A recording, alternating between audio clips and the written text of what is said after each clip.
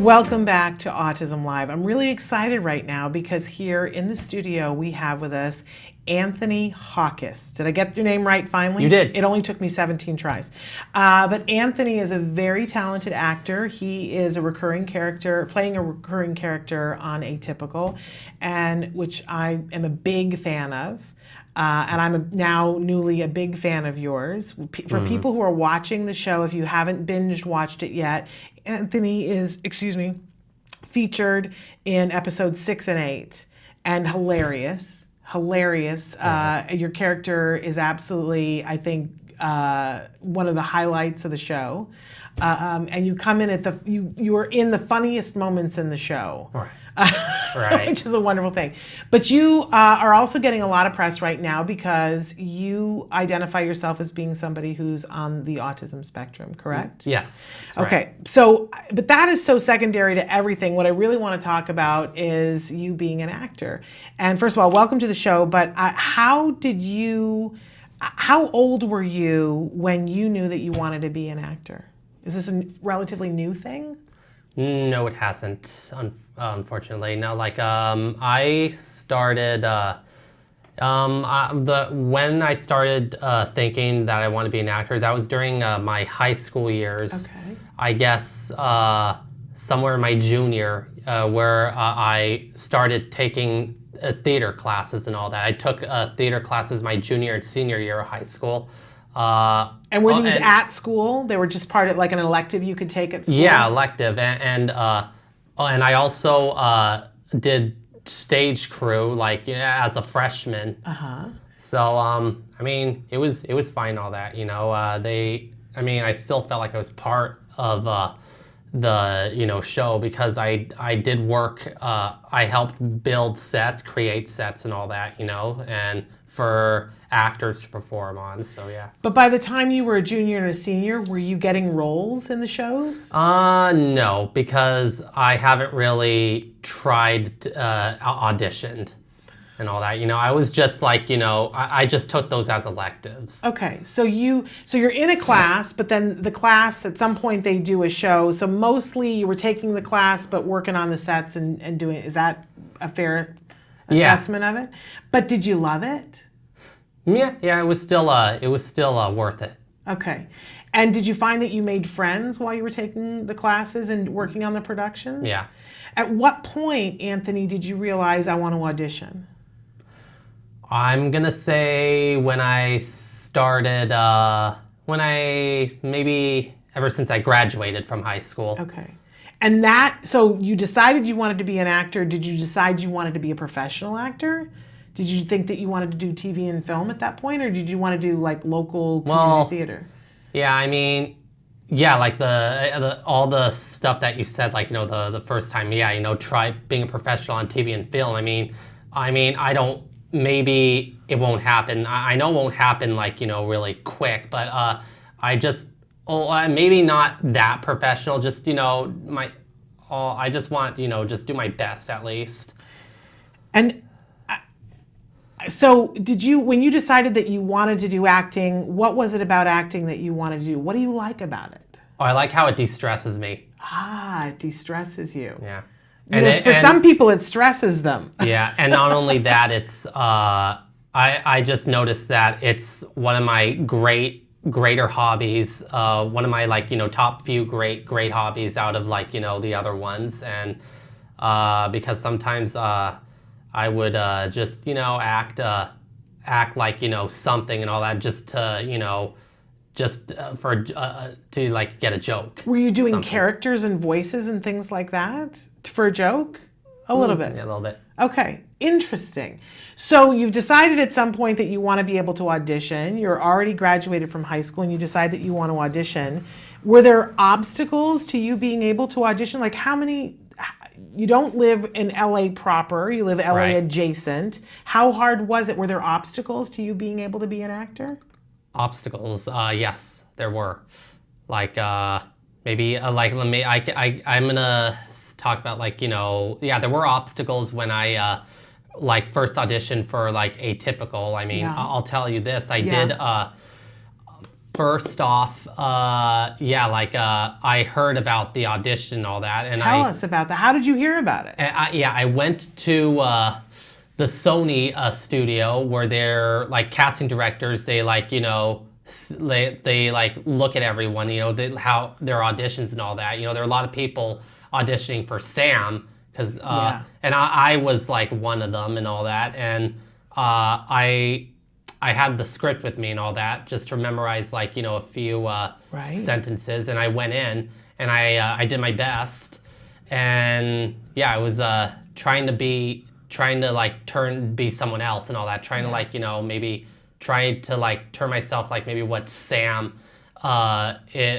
character is really like. Yeah. And because Sam is not like you. Yeah, no, he's very different than you are. He's different.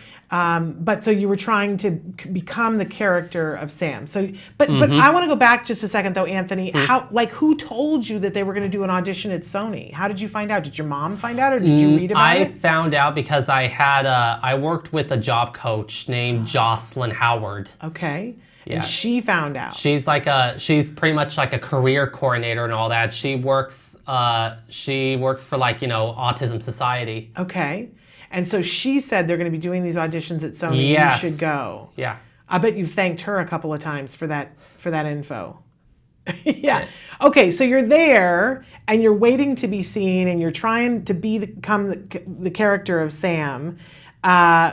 What did you think was going to happen? Did you think that you were going to get the role of Sam? Did you think you were going to become a regular? Did any of that, or were you just going to try it out and see what happened? Just go with the flow. Yeah.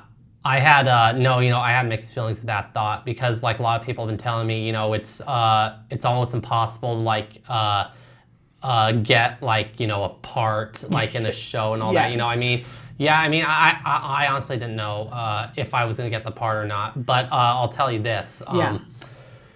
Wait, how am I just put this? So like after I auditioned in front of them, like pretending to be Sam, they seems though they liked it and all that. They liked me, and they told me like, and when we were done, they told me that they'd contact me the next day, see if I got it or not. And then the next day came, and I got a call for them. Well, Jocelyn got a call from them and all that, and then she came to me and she told me that they said that Sam's character didn't really fit me. However, they did appreciate they liked my acting so much, and they thought it was like I don't know, just unique, and they said that they really wanted to try and find a way to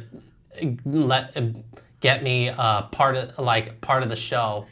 Really, so the very next day they called you and said that. Yeah, that's amazing. But I kind of waited for days and all that, and then like days later, they give me like a script and all that. It's for this character.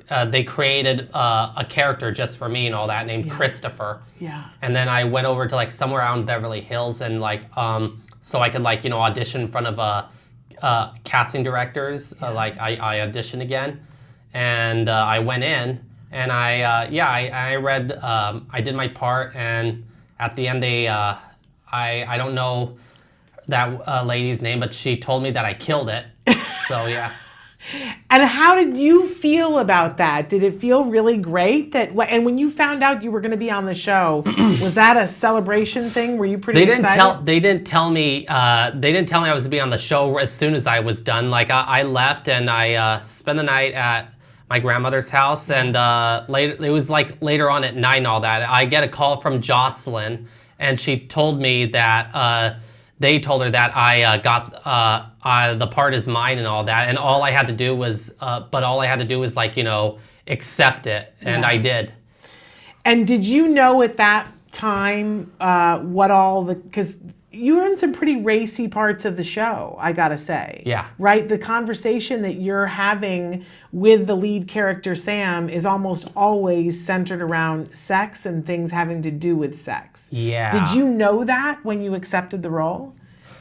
I knew a little bit of it. Like when I got the script for Sam's character, I noticed like, yeah, a little bit of topics that were about sex. Yeah. So yeah. And so when you saw it though, were you okay with the fact that this is what the topic of conversation was going to be? I was still fine. Yeah.